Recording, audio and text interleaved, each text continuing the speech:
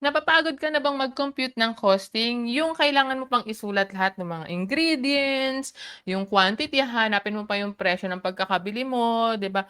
Tapos, paulit-ulit 'no, kapag meron kang same recipe naman pero iba naman yung kailangan mo, kunyari gagawa ka ng 2 batch, 5 batch, yung gano'n. So, paulit-ulit yung costing mo doon, 'di ba? So, tapos kapag namali ka pa ng lagay, na-typo ka 'no, kunyari yung 50 nagawa mo lang na 5, 'di ba? So nagkakaroon ng difference doon sa pagpepresyo din natin, 'di ba? So hindi lang yung oras natin yung kinakain dito, kundi pati stress sa sarili natin, ano. Kaya naman sa video na 'to, ipapakita ko yung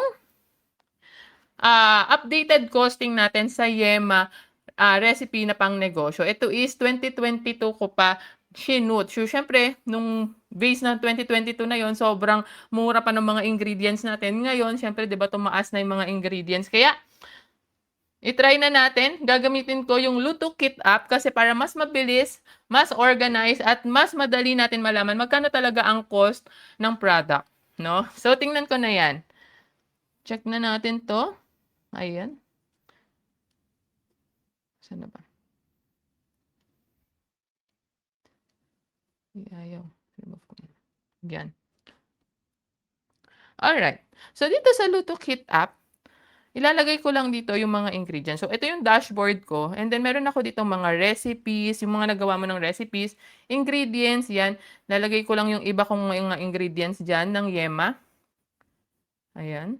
So, meron ako ditong um, unsalted butter. So, konti lang naman ingredients nito. Lagay ko lang unsalted butter.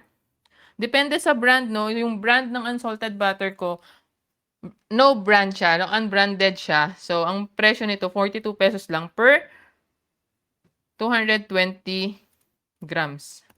Ayan. So, sobrang mura 'no, kasi wala siyang brand talaga. Next. Save mo lang 'yan. Then next, so, kondensada. So, meron na akong kondensada dito. Saan na ba 'yun? Ayan. Ayan, meron na akong kondensada diyan. Ngayon yung mga wala na lang, itlog. So, kailangan ko lang ng egg yolks. So, siyempre hindi ka naman makakakuha lang ng egg yolks kung wala kang egg, 'di ba? So, ang presyo niyan, isang piraso depende sa size, ₱9 yung large. So, 1 piece. 'Yan. So, lalagay lang natin diyan. So, maraming mga pagpipilian na unit dito.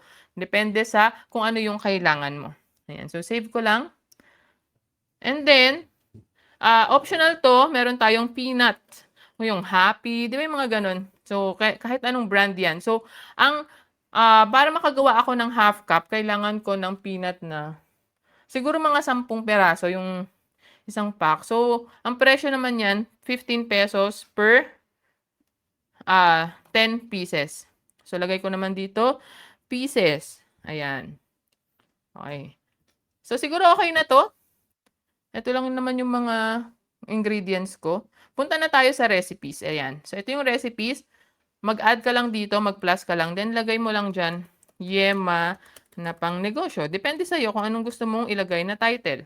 Ayan. So, lagay na natin mga ingredients. Unang ingredients ko diyan is unsalted butter. Ayan. So, unsalted butter ko, naka-grams yan, no? Kailangan ko lang ng 60 grams. Okay? Next, kondensada. So, dito, naka-per can siya. Kailangan ko lang ng 2 cans. So, edit ko lang yan. 2. Next, egg yolks. So, syempre, naka-presyo na talaga yan, no? So, egg yolks, kailangan ko lang dito ng 6 na piraso. Yan. Next, ang tawag nito, peanut. Yan. So, kailangan natin dyan 10. Ayan. And then, meron din dito, optional, pwedeng maglagay ka ng vanilla. Ayan. So, pwede rin maglagay ka ng salt, pero depende na lang yan, no? So, sa vanilla, kunyari, 5, tawag nito, 5 ml lang. No? So, yan. And then, syempre, kapag ito, ninegosyo mo talaga, kailangan meron ding kita yung sarili mo kung ikaw yung gumagawa or kung meron ka ng taong gumagawa nito. So, magkano yung rate mo per day or yung tao mo per day? Yan, lagay mo lang dyan. Kunyari, 500. No? And then, gaano mo katagal yan niluto?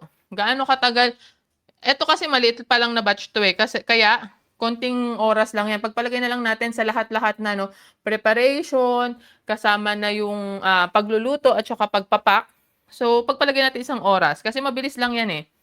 Ayan. So, kung gusto mo pa, kung meron ka pang assistant, pwede ka pang mag-add ng direct labor. And then dito, ilan yung target food cost percentage mo? So, gaano lang dapat yung percentage no ng product na binili mo ng product cost niyan, dapat magkano yan sa magkano rin yung kita mo, parang ganon. So, for me, dapat 40-60. So, 40 lang yung food cost, then 60 pesos, syempre dapat yung kita mo. Or 60 pesos, 60%, sorry, 60%. So, magkano yung presyo na gusto mo dito?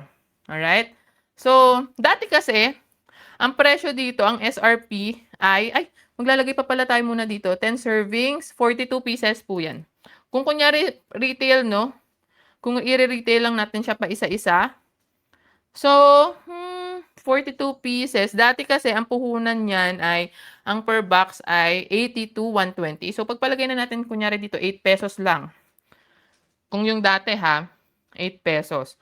So, yung actual cost percentage mo, kung 8 pesos mo lang siya ibebenta is 77.5% na yung food cost pa lang. So, biruin mo, ang profit mo lang doon sa isang peraso na yun is kulang-kulang 2 pesos lang, 1.8 pesos, 'di ba? So, yan pa yung presyo before. So, ngayon, ang presyo na, hindi na 8 pesos, no? 25, tignan natin. Okay. Or 20 kasi masyadong mababa naman. Kawawa naman yung mamimili, no? So, pwede kang mag-20, pwede ka rin naman na mag-15. Try natin. Okay. So, okay pa rin sa 15 or 17. 16. Ayan. So, dito kasi, no, sa Luto Kit App, dito pwede mo na makita, magkano ko ba siya ibebenta na hindi masasagasaan yung food cost ko. So, makikita mo dito, nilalaro-laro ko siya kasi pag nilagay kong it, sobrang taas nung actual cost ng product. Pag nilagay ko naman 10, mataas pa din. Pag nilagay ko ng 20, sobrang okay naman siya, no? 31%, okay na din naman yon. Kung may market ka na 20 pesos yung iyong yema, yung isang perasong yema. Pero dito nga, nabibili ko nga yan dito sa tindahan namin, no, 25 pesos. Pero depende na lang po yan sa inyo, ha? And sa market. So, pag nilagay ko naman 15, 41.33%. So, mataas pa rin siya sa 40. Okay? So, pwede natin lagay 20 pesos na lang. Para, wala na tayong pag-uusapan. Pangit din naman kasi kapag gagawin natin na may mga butal. No? So, dapat whole number siya. So, 20 pesos. Kaya 31% lang yung actual food cost natin. Ang gross profit per serving o yung isang perasong yema is 13 pesos and 80 centavos. 'Di ba? Okay na siya. Alright. So, ang suggested niya, meron din siyang suggestion, 'di ba? May suggestion din siya kung magkano yung ipepresyo mo. Kung feeling mo na nagigilty ka, ganyan, or para hindi ka naman malugi. So, meron siyang suggestion na magkano ang SRP mo. So, dito 16 pesos. Okay? So, pwede kang mag-16, pwede kang mag-20. Or, pwede kang mag-bundle. Yan. So, save the recipe na natin yan. Ayan. Okay. Ang maganda pa dito kasi, no? So, na-save na natin yung recipe. Balik tayo kay dashboard. Ayan. So, ang maganda dito na yung mga recipes mo, yung mga ingredients mo, nandyan at nandyan pa rin yan, hindi nawawala, no? So, kung kunyari, gusto mong i-scale to, magkakaroon pa to ng mga, ng another feature na pwede kang mag-scale.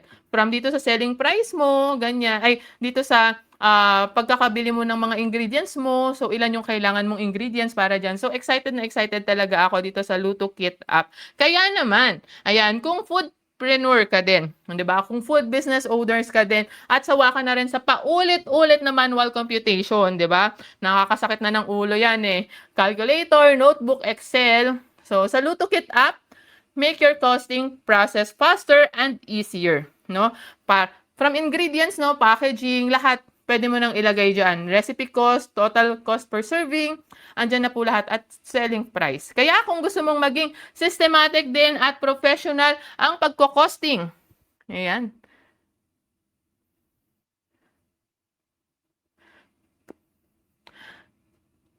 Kung gusto mo maging systematic at professional ang pagko-costing ng food products mo, try mo na din yung Luto Kit app. Message mo lang ako if you want to know more and get the access.